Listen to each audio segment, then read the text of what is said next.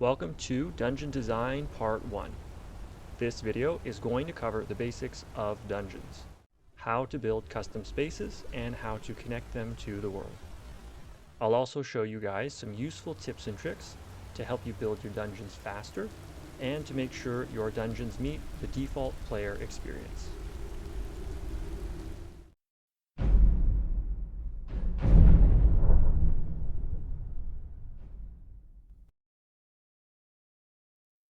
Alright, here is an overview of what we're going to build today. Dungeons follow a flow of rooms, hallways, and on and on.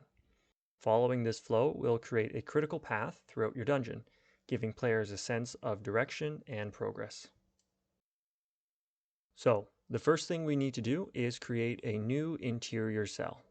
This will be the new dungeon space. Head to Cell View, World Spaces, and Interiors. From here, right-click the cell labeled Markers and duplicate. Double-click the duplicated cell to load it into the render window. You can see which cell you're in at the top of the window. Hold the Shift key to rotate the camera, and hold the spacebar to move from side to side. There's also a light on the toolbar if you need it. The objects in the cell were carried over from the original, so we can just delete them. Now that the cell is clear, let's make a simple room. We're going to use the Green Cave Dungeon set. Dungeon sets are found under World Objects, Static, Dungeon, Caves, and Green. So expand Green, select Small Room, and filter for Wall. Here you'll see a set of walls listed 1 through 4. We're going to grab one of each and drag and drop into the render window.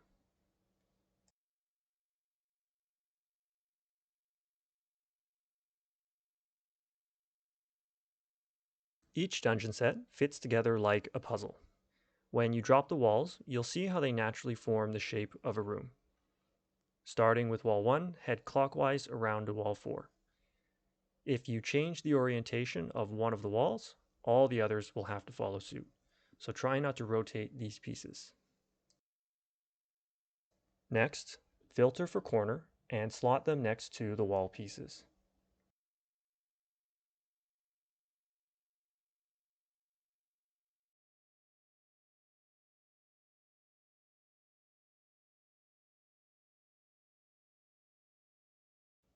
Use your angle and grid snap functions to bring the pieces together.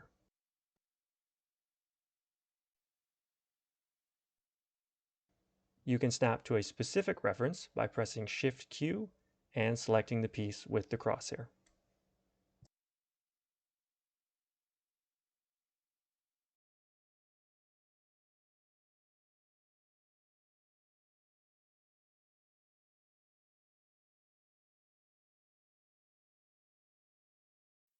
Finally, filter for mid and place the middle piece in the center.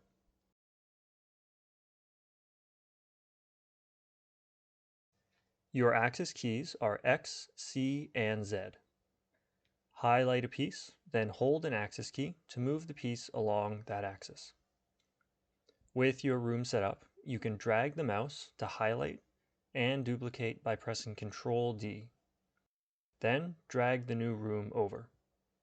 To change the shape of a room, grab the walls and expand them outwards, then fill in the center with the middle pieces.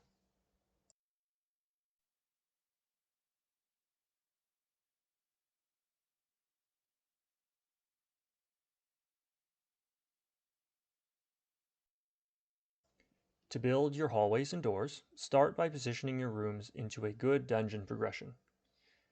It's a good idea to make sure that your rooms and hallways are not too close together. Enemies in Skyrim can hear the player even through walls, so this can be a little jarring for players. So, build a healthy amount of space between your segments.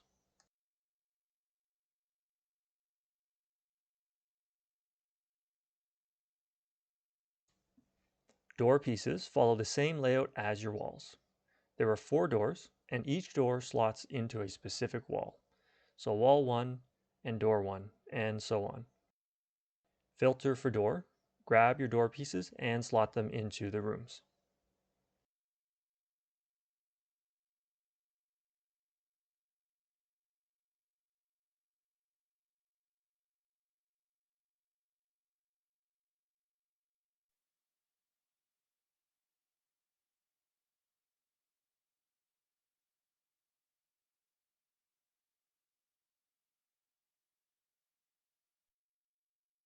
Now you'll also notice that there are 4 doors listed as version B.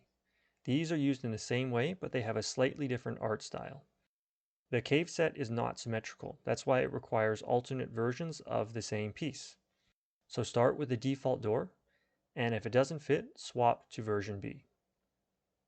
You can quickly replace an object by highlighting and pressing Ctrl F. Then use the drop-down to select the new object.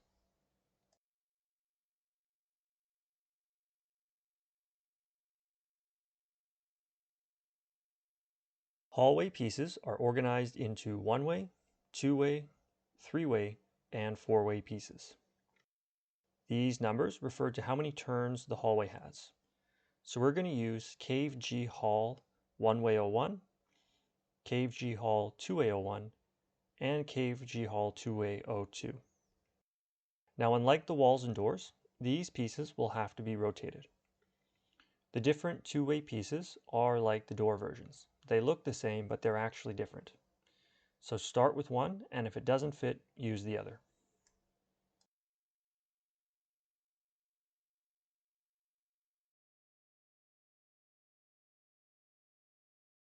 So here I'm going to start with the one-way hallway piece.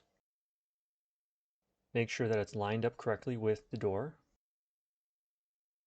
And then once I've got it set up, I'm going to use Ctrl D to duplicate and copy the piece so I can quickly create a new hallway.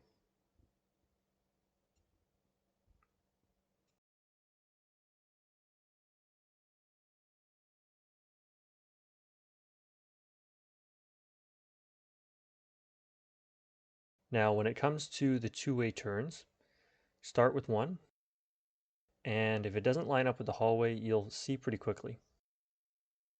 So here you can see the gaps. So I'm going to drag my other piece over, and I'm going to move this one to the side and replace it.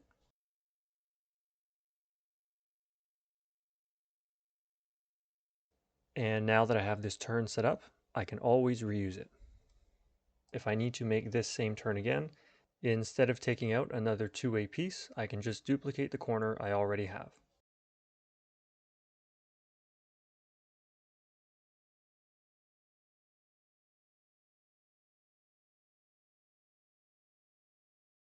Now here you can see that the doorway is not lining up with the hall. So this is where we need to use the door version B. So use your Ctrl F to search and replace and select the door.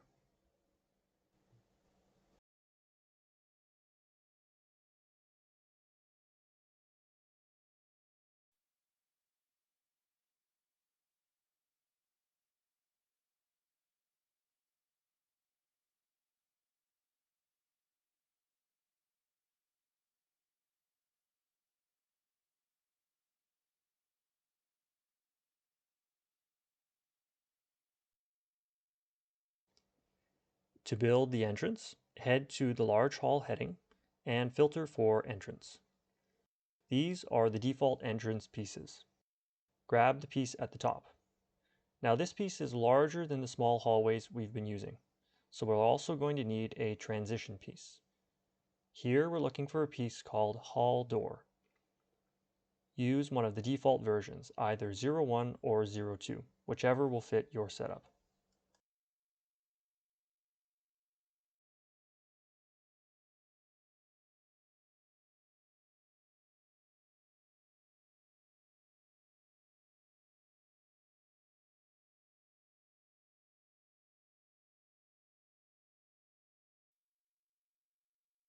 With the entrance placed, let's now add a loading door, so the player can move in and out of the space. Doors are found under World Object and Doors.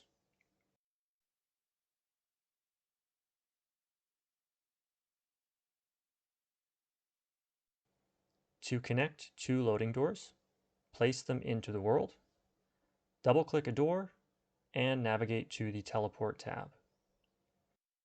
Check the Teleport box and select Reference in Render window. Then select the other door using the crosshair and press OK. Once the doors are connected, a door marker will be created. This indicates where the player will spawn, so remember to adjust these to fit your dungeon. Now, caves often use auto-load doors. These are like invisible transition zones. So I'll filter for auto-load and set up a couple of doors.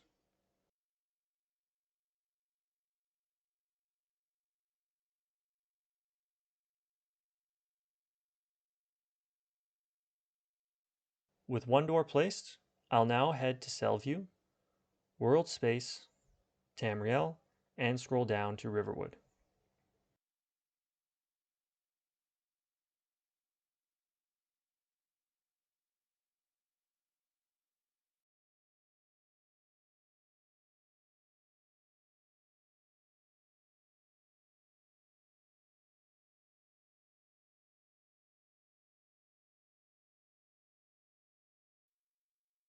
Now, exterior entrances are classified as static landscape pieces, and these fit best against rock walls.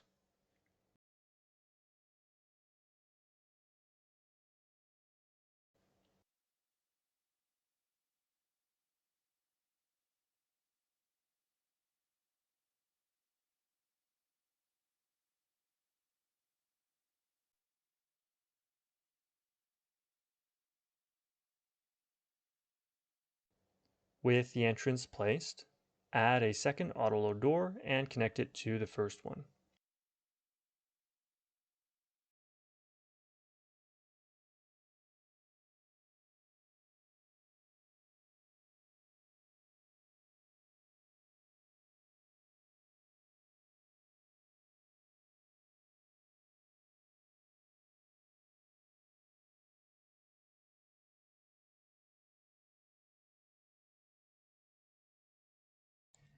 Sometimes the door marker gets hidden behind the autoload door.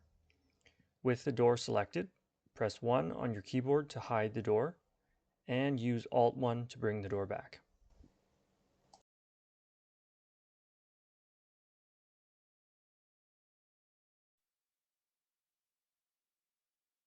With that done, the last thing we'll do is edit the cell data. This is where you can change lighting and sound. In Cell View, head to your cell, right-click, and edit. For the default acoustic space, let's choose Interior Dungeon Cave. For music, I'll go with Dungeon, Music Dungeon Cave. And for lighting, you can grab one of the cave presets.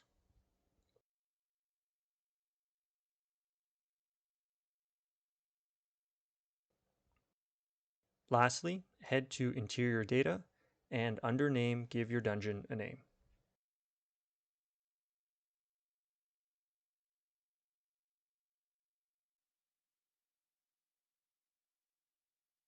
Save the mod. Head to the Skyrim data folder. Right-click and add my mod to mymod.rar and import into the mod manager.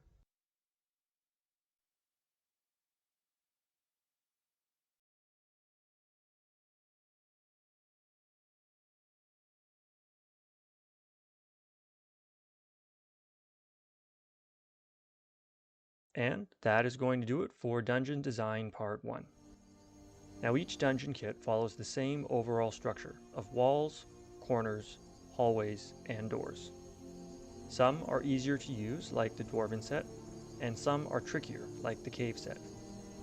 Start by building a room, duplicate your room, and expand the walls outward to create new rooms. Position your rooms into a good layout, then add doors and hallways.